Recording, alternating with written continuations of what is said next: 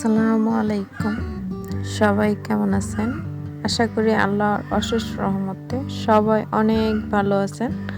আলহামদুলিল্লাহ আমিও অনেক ভালো আছি। ভিডিওর শুরুতে সবাইকে বলবো যে আমার ভিডিওটি যদি ভালো লাগে তো অবশ্যই একটি লাইক দিয়ে ভিডিওটি শুরু করবেন। আর যদি বেশি ভালো লাগে চ্যানেলটি সাবস্ক্রাইব করে দিবেন। আর ভিডিওটি পুরাটা দেখবেন, টেনে টেনে দেখবেন না, কারণ আপনারা যদি ভিডিওটি দেখেন, ভালোবাসেন, তাহলে আমরা এগিয়ে যেতে পারবো। আপনাদের সাপোর্ট আমাদের অনেক প্রয়োজন। তো ভিডিওটি দেখবেন ভালো করে। আর যদি কোনো ভুল থাকে, কোনো অভিযোগ থাকে, সেটাও আমাদেরকে বলতে পারেন, তো ওইটা তো সংশোধন করে নিব। যদি আপনারা নাই বলেন যে আমার কোন জায়গায় খারাপ আছে, ভালো আছে, তো সেটা আমরা কিভাবে বুঝবো, আমি কিভাবে বুঝবো আর কিভাবে আমি সংশোধন করব। তো কোথাও খারাপ লাগলে অবশ্যই বলবেন। যাই হোক, ভিডিও শুরুতে আসি। আজকে হচ্ছে গিয়ে আমি একটু বাইরে গিয়েছিলাম। আমার বড় মেয়ের আজকে রেজাল্ট দিয়েছে স্কুলের, তো ওইটা আনতে গিয়েছিলাম। বাবুকে নিয়ে গিয়েছি। তো বাবু তো বাইরে গিয়ে যাওয়ার জন্য অনেক খুশি। তো ওর রেজাল্ট নিয়ে আসছি। যাক, মাশাআল্লাহ ভালোই করছে রেজাল্ট, A+ পেয়েছে। দোয়া করবেন সবাই। কিন্তু রোল নং একটু পিছিয়ে চলে গেছে। একটু হয়তো বা লেখাপড়ার দিকে একটু নজর কম দিতে পেরেছি, কারণ ছোট বাবুটা ছিল, ওকে নিয়ে আসলে দ্বিতীয় সেমিস্টারটা একটু খারাপ করছিল, মানে নাম্বার কম পেয়েছিল, তাই 3-4 নাম্বারের জন্য রোল নং একটু পিছিয়ে চলে গেছে। আগে 2 ছিল, এখন 4 হয়েছে। যাক, ছোট মানুষ, ঠিক হয়ে যাবে। A+ তো পেয়েছে, রোল নং একটু কমে গেছে। তো ওখান থেকে আসার পথে আমি বাজার করে নিয়ে আসছিলাম। তো বাজার আনছি, অনেক বাজার নিয়ে আসছি, সবজি, যার কারণে হয়তো ভিডিও সবগুলি করতে পারিনি, রান্না বান্না। আর রান্নার ভিডিও কি করব, প্রত্যেকদিন এক ভিডিও করতে আমার ভালো লাগে না, মানে আমার কাছেই কেমন জানি লাগতেছে, খারাপ লাগে। আমার মানুষে পছন্দ করে কিনা সেটাও ভাবতেছি। কিন্তু ইউটিউবের আসলে সিস্টেমটা একটু অন্যরকম। যারা রান্নার ভিডিও করে তারা রান্নার ভিডিও নাকি করতে হয়, ব্লগ ভিডিও করলে ব্লগ ভিডিও করতে হয়। তো মানে কি করা যাবে, একই ভিডিও সবসময় দেওয়া লাগে, এই জন্য ভালো লাগে না। মানে আমার কাছেই খারাপ লাগে যে পছন্দ করে কিনা। কিন্তু ইউটিউব সম্পর্কে আমার কোনো ধারণাই ছিল না, বা ধারণা নাইও বলতে পারেন, একদম নতুন আমি।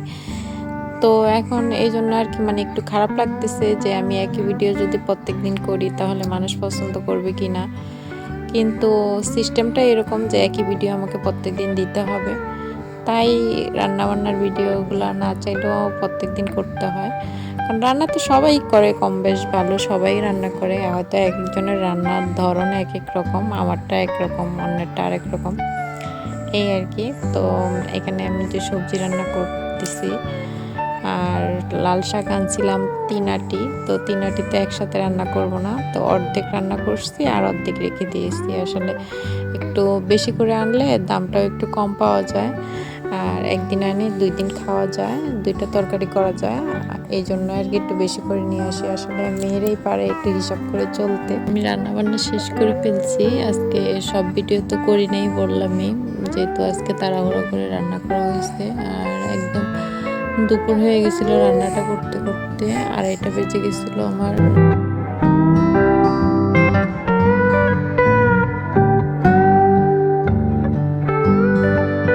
দুপুরে খাবার টাবার খেয়ে ফ্রি হয়ে চলে আসলাম বিকালে একটু কাজ করতে, কারণ এতদিন বাড়িতে ছিলাম না, আমার অনেকগুলি কাজ জমে গেছে। তো এইখানে একটা কাজ নিচ্ছি, আমার টেলারি কাজ, সেটা হচ্ছে ইনার নিয়েছি। তো এই ইনারটা আপনার জর্জেট কাপড়ের। তো এখন এটা একটু সেলাই করতে সমস্যাই হয়, তারপরও আমি তো কাজ জানি, তো জর্জেট আমার জন্য কোনো সমস্যা হয় না, তাই আমি এটা এখন কেটে নিচ্ছি। এটার বডি হবে আপনার 42 ইঞ্চি, ই হবে 41 ইঞ্চি, আর মাজার এখানে হবে 44 ইঞ্চি, আর লং হবে 54 ইঞ্চি। এটা বুকরার নিচে পড়বে, তো সেই হিসাবে বানিয়ে নিচ্ছি।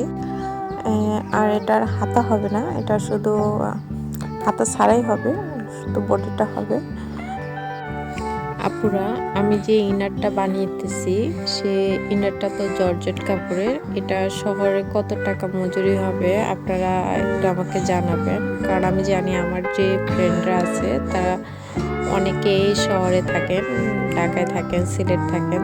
তো আপনাদের এলাকাতে কত টাকা দাম হবে মজুরি সেটা আমাকে একটু জানাবেন, কারণ আমি আসলে অনেক বড় ভুল করে ফেলছি। আমি যখন কাজ শিখছিলাম ঢাকায়, অনেক বড় একটা টেলার্সের কাজ শিখছি নাম করা।